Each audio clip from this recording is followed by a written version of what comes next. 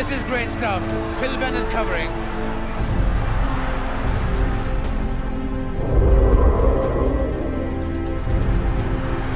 Chased by Alistair Scott. Brilliant! Oh, that's brilliant!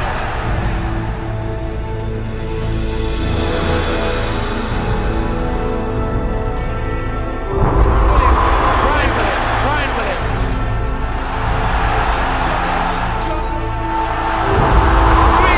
Great dummy.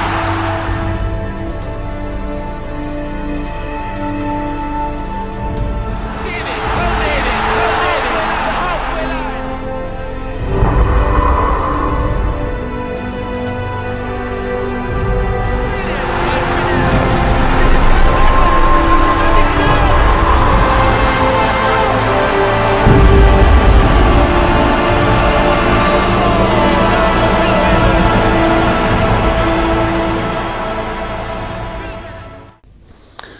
Hi everyone, this is Keep Talking's guide to this year's Rugby World Cup, which is being held in Japan from September the 20th through to the final on the 2nd of November. There are 20 teams involved, divided into 4 groups of 5.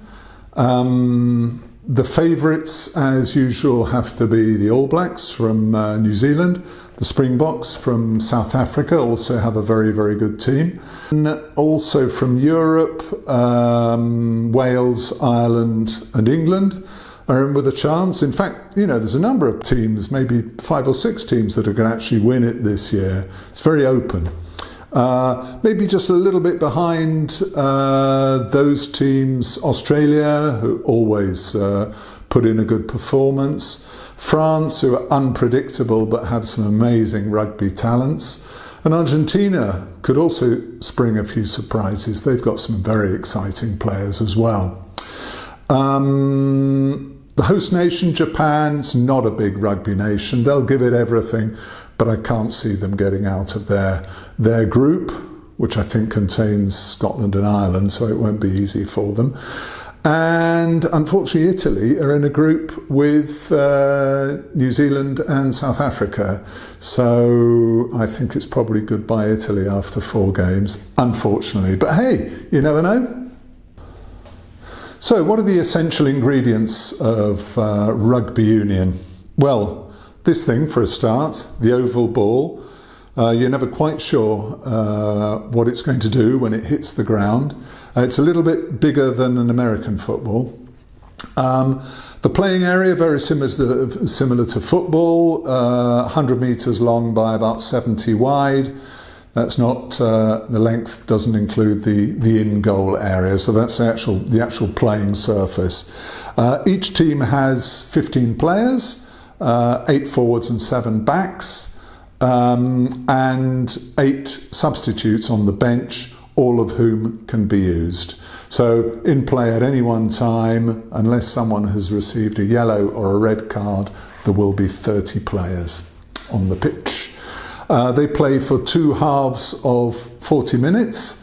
The clock normally isn't stopped, but it is if there's a bad injury or if the referee needs to check with the video referee whether a try should be given and so on. But apart from that, the clock keeps running. Remember that you can kick forwards, but unlike American football, where the quarterback is brilliant at throwing the ball huge distances very accurately, in rugby you have to pass backwards. So although you're moving forwards, you're running forwards, the pass has to go backwards. And even if the ball just comes off your finger and goes forwards, that's called a knock-on and is a foul. And finally, another big difference between American football and rugby is that you can't block another player. That's the foul of obstruction. It will be a penalty. And you can't tackle a player without the ball either. You can only tackle a player when he or she is carrying the ball. I say she, this is the Men's Rugby World Cup, but women's rugby is becoming very popular as well. So how do you score points in rugby? Well, rugby is a game of territory and possession, so you want to move the ball down the pitch, keeping hold of it if possible. You can kick the ball forwards, but obviously there the danger is that you're going to give possession to the other team.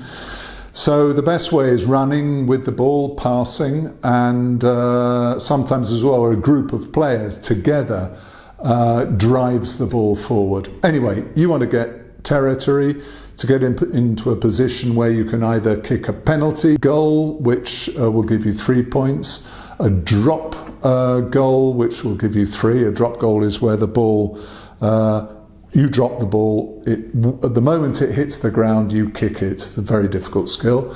That gives you 3 points, like a penalty. The quickest way to accumulate points is to score tries. That's where you put the ball down over the opponent's goal line. It's not enough just to run it in, like in American football. You actually have to place the ball on the ground. And that gives you 5 points, and that can become 7 if you convert the try. A conversion kick will give you an extra 2 points. Okay, so let's have a look at some of the players. I'll try to explain, well, first I'll give you their names and try and explain their roles on the pitch. And I'll do it with pictures of this year's probable starting 15 for England. So we started with the forwards, the 8 forwards. They're divided into 3 groups: front row, second row, back row. The front row consists of 2 props, the 2 guys at the front on either side. These are the guys that you see locking with the opposing players in a scrum. They have to have massive upper body strength, very strong legs, almost no neck. 120, 125 kilos is not unusual. One's called the tight head because in the scrum he has heads, the opponent's heads on either side of him, and the other one is called a loose head because he's only got one. And then in the middle between them is the hooker. The hooker is probably quite a similar size, but if anything a little bit light, a little bit smaller, but not much. You're still talking about very big men, as all of the players are on a rugby pitch. The hooker's job in a scrum is literally, as the name suggests, to hook the ball back with his foot when the scrum half puts it into the scrum. The hooker also has to throw the ball in from the side when the ball is kicked into touch. The hooker has to throw it between the 2 lines of forwards in a line out, which isn't easy when the ball's wet and maybe it's windy. Second row are the 2 biggest, tallest men on the pitch. The locks, numbers 4 and 5. So the props are 1 and 3 and the hooker is number 2. And number 4 and 5, they have to be able to push the scrum forward and also be very good at jumping in line-outs to catch the ball above their heads. Then the back row are 2 flankers and the number 8. The 2 flankers, who are called open side or blind side, depending on their position on the pitch and how close they are to the blind side, near the touch, and the other one, the open side, is on the side of the pitch where there's most space. These guys have to, again, to be very strong, very quick, good at tackling, very quick to run off the scrum to tackle the opposition. And also they have to be very good at what's called the breakdown, where somebody's tackled, the ball's on the ground. These guys have to be very often the first in there to try and get the ball from the opposition. And then the number 8, he's the guy at the back who's pushing, but he's also very often responsible for running off the back with the ball. They have to be good ball carriers, and very often they're not only tall but very, very massively built as well. Okay, and then the backs. Number 9 is the scrum half. He's probably going to be the smallest player on the pitch. Has to be extremely agile, very good at passing the ball, very good at decision making as well, deciding which way to go, and good at kicking because they often have to kick the ball over the scrum for their other attackers to run onto. Number 10 is the fly half, Owen Farrell in the case of England, who's a fantastic kicker, especially a place kicker. He hardly ever misses when he's got a penalty or a conversion, but also a very strong man at the same time and very good at tackling. The number 10, the fly half, basically is the equivalent of the playmaker in American football. They have to be very good at creating play, bringing other players in, and so on. 12 and 13 are the two centres. 12, as you can see, Manu Tuilangi, massive bloke, very fast, very difficult to stop. Generally speaking, the 12 is a little bit bigger than the 13. Henry Slade has an almost normal physique, you could say. But again, very, very good off his feet. And these guys have to be very good at tackling as well in defence. And the idea is that they're able to break through the line and score tries, or bring the wings into play. That's number 11 and 14, Johnny May and Anthony Watson in the case of England. These are the fast guys. They have to be very, very good at running down the sides or cutting and running difficult angles off the scrum.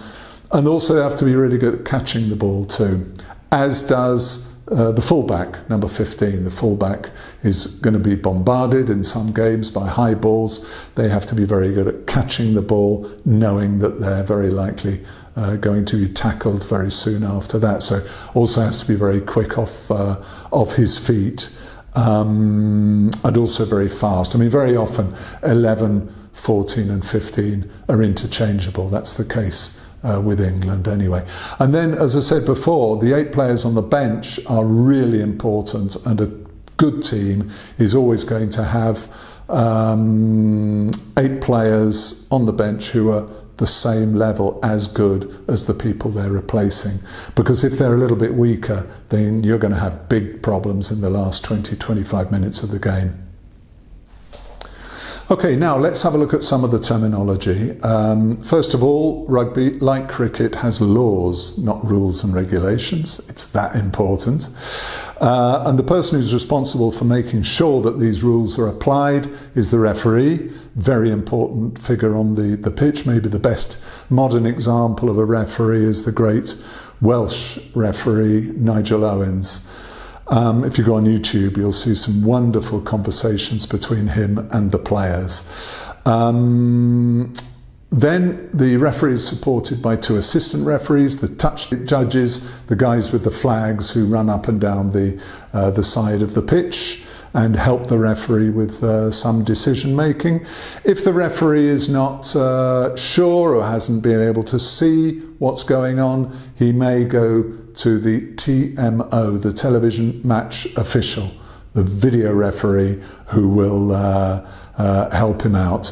Video referees are used quite a lot in rugby. They can be very important for making certain decisions, like whether a try has been scored or not. Then tackle is another important word. Tackle is when you try and stop an opponent or bring him to the ground to give you a chance of getting the ball off him. HIA is head injury assessment.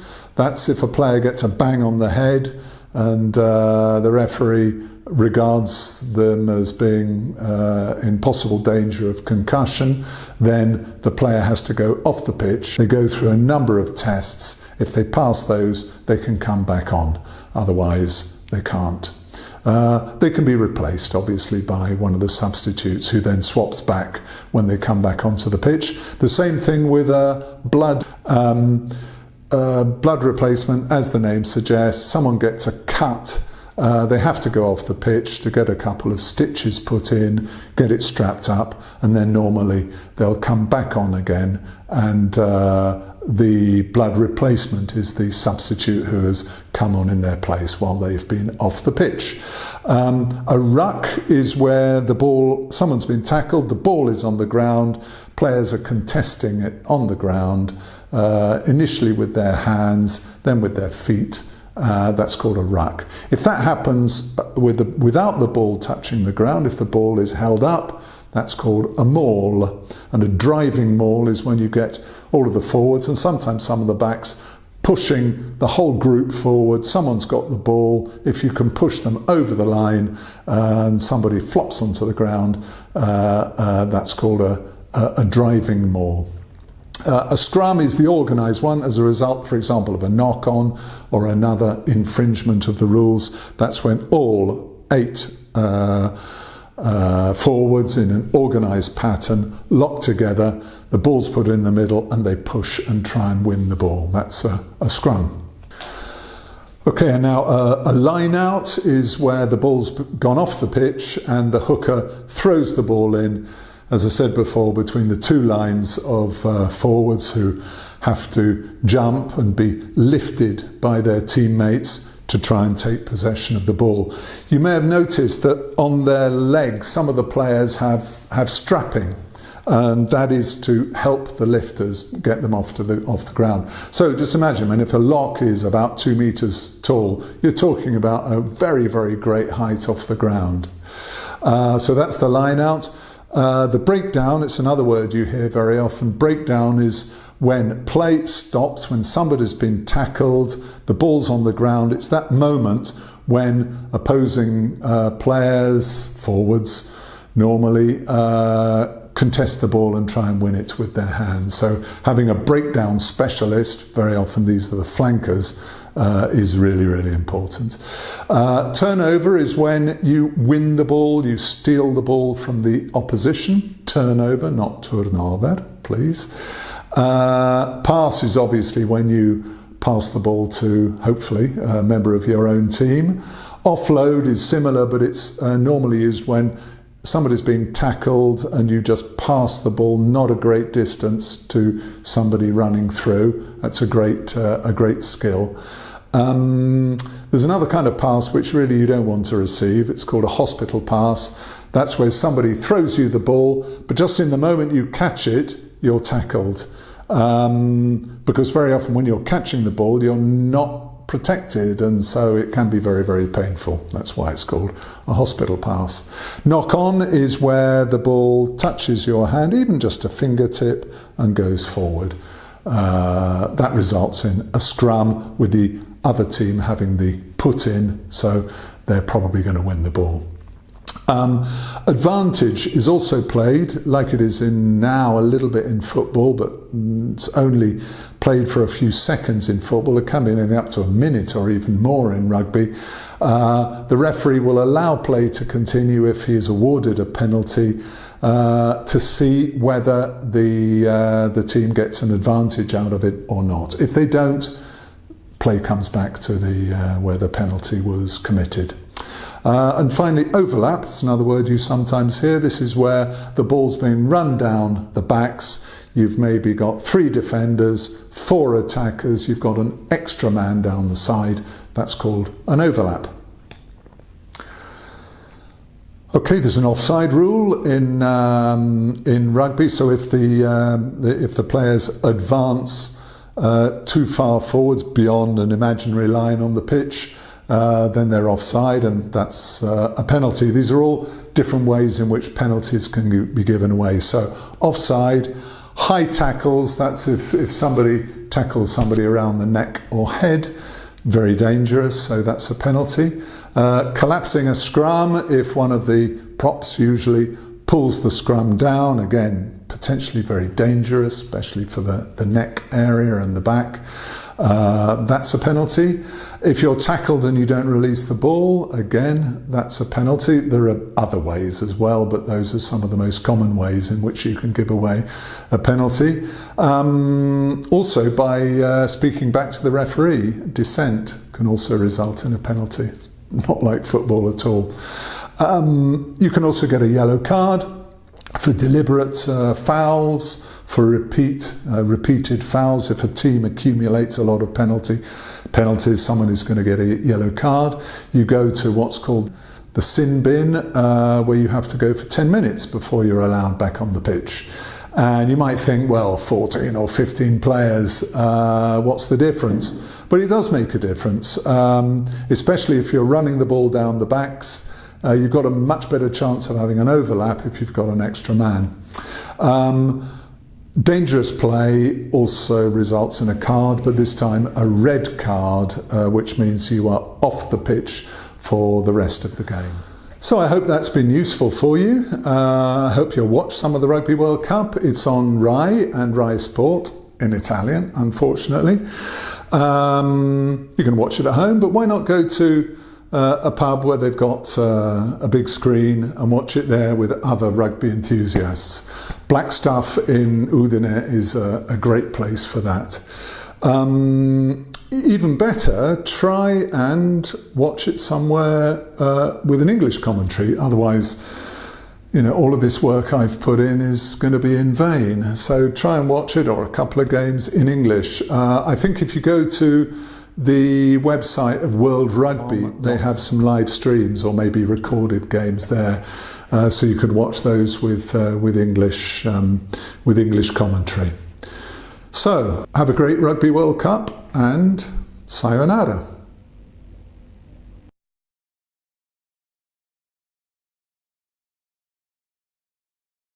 Dawson goes through, makes a wonderful break. He's tackled 15 metres from the line. Backs there. Wilkinson will drop for goal. There's offside surely against England. No, Martin Johnson has it. He drives. There's 35 seconds to go. This is the one. It's coming back for Johnny Wilkinson. He drops for World Cup glory. Yes! It's up. It's over. He's done it.